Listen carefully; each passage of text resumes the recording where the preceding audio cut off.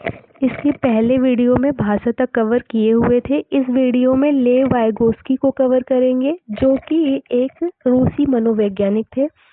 Vygotsky ने बच्चों के संज्ञानात्मक विकास में सामाजिक कारकों एवं भाषा को महत्वपूर्ण बताया है। उन्होंने कहा कि बच्चे में जो कॉग्निटिव डेवलपमेंट होता है, उसकी जो वजह है वो सामाजिक कारक और भाषा है। भाषा और सामाजिक कारक की वजह से ही कॉग्निटिव डेवलपमेंट होता है।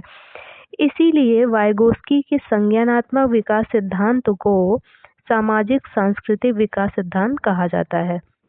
अब क्वेश्चन ऐसा पूछा जाता है कि सामाजिक सांस्कृतिक विकास सिद्धांत किसका है, तो लेव वाइगोस्की का है। वाइगोस्की बच्चों के मानसिक विकास में निकट विकास का क्षेत्र या समीपस्थ विकास का क्षेत्र, या इसी को इंग्लिश में जोन ऑफ प्रॉक्सिमल डेवलपमेंट महत्वपूर्ण मानते हैं। उन्होंने कहा कि बच्चे का जो मानसिक विकास होता है, उसमें जोन ऑफ प्रॉक्सिमल डेवलपमेंट महत्वपूर्ण रोल प्ले करता है। अब यहाँ आगे देखेंगे कि ये जोन ऑफ प्रॉक्सिमल डेवलपमेंट क्या होता है। वास्तविक विकास स्तर और संभावित विकास स्तर के मध्य का जो अंतर होता है, उसी को समीपस्थ विकास का क्षेत्र कहते हैं। देखिए, वास्तविक विकास वो होता है जिसमें बालक किसी कार्य को बिना किसी के सहारा लिए स्वतंत्रता पूर्वक कर लेता है, वास्तविक विकास स्तर हो गया। और संभावित विकास स्तर होता है कि जिसमें बच्चे को सहारा दिया गया और सहारा लेकर बच्चा किसी कार्य को संपन्न कर रहा है, तो वो संभावित विकास स्तर होता है। और इन दोनों के बीच का जो अंतर होता है, उसी को समीपस्थ विकास का क्षेत्र या जोन ऑफ प्रॉक्सिमल डेवलपमेंट कहते हैं। एक एग्जाम्पल से समझते हैं जोन ऑफ प्रॉक्सिमल डेवलपमेंट को। जैसे एक हाथी है, हाथी के 4 पैर होते हैं, चारों पैर जो है हाथी में उल्टे लगे हुए हैं। हाथी मतलब एक खिलौना है। अब वो जो बालक है क्या करता है कि 3 पैर को सीधा कर लेता है बिना किसी सहारा के, अपने आप से ही, तो उसे वास्तविक विकास स्तर कहेंगे।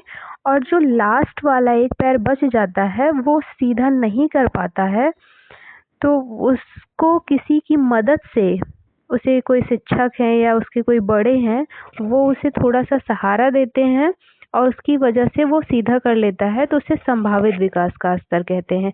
तो ये जो बीच में मदद दी गई, उसे ही क्या कहते हैं, जोन ऑफ प्रॉक्सिमल डेवलपमेंट कहते हैं।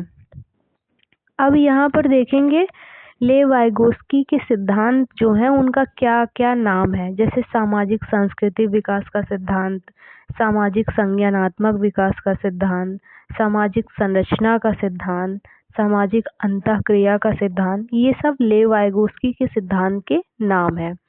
सामाजिक वर्ड अगर लगा हुआ है तो समझ जाइएगा कि वो लेव वाइगोस्की के सिद्धांत के नाम है।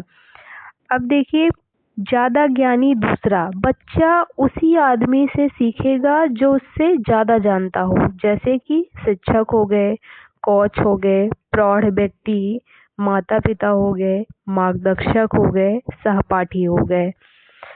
यहाँ पे लेव वाइगोस्की कहते हैं कि बच्चा उसी आदमी से सीखना पसंद करता है जो उससे ज्यादा जानता हो।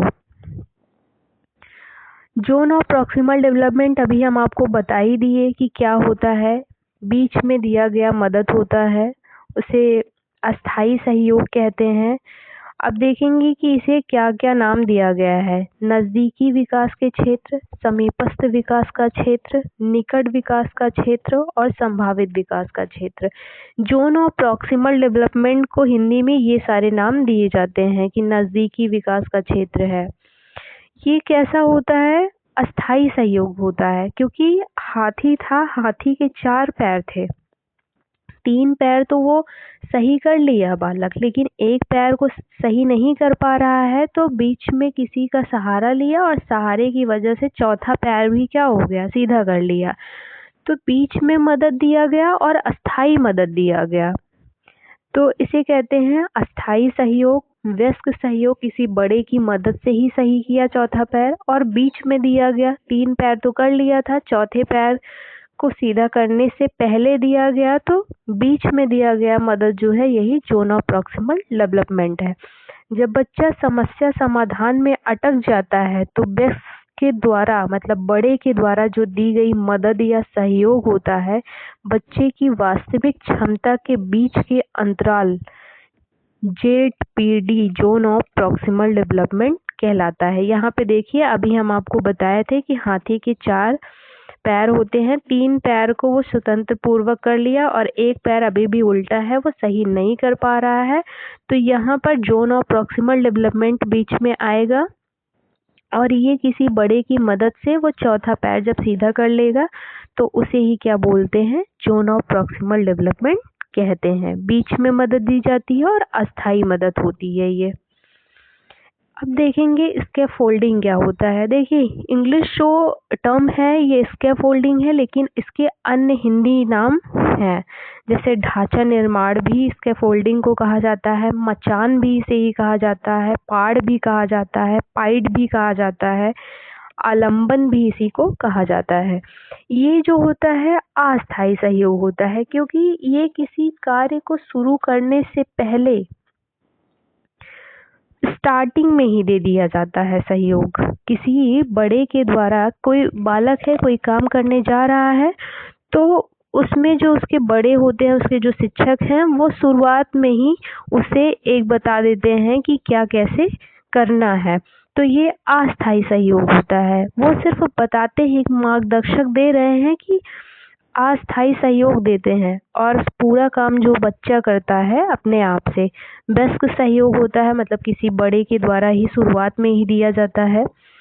बच्चे के अधिगम के शुरुआती दौर में दी गई अस्थायी मदद स्कैफोल्डिंग कहलाती है, क्योंकि अगर शुरुआत ही गलत हो गया तो बाद में सुधार करना असंभव होता है।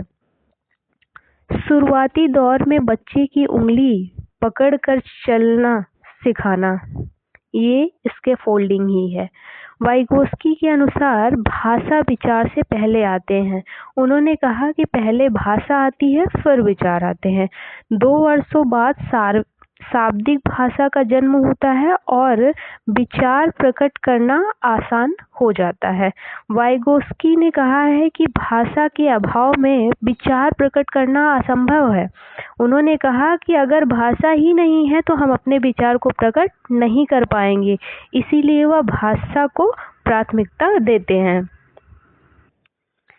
कुछ इम्पोर्टेंट चीज़ें वाइगोस्की ने जो बताई हैं, बच्चे खुद से बातें करना अपने कार्यों को दिशा निर्देश देते हैं। बच्चे खुद से बातें करते हैं, उसे प्राइवेट स्पीच कहते हैं या फिर इनर स्पीच उसी को कहा जाता है, या हिंदी में उसे व्यक्तिगत वॉक कहते हैं।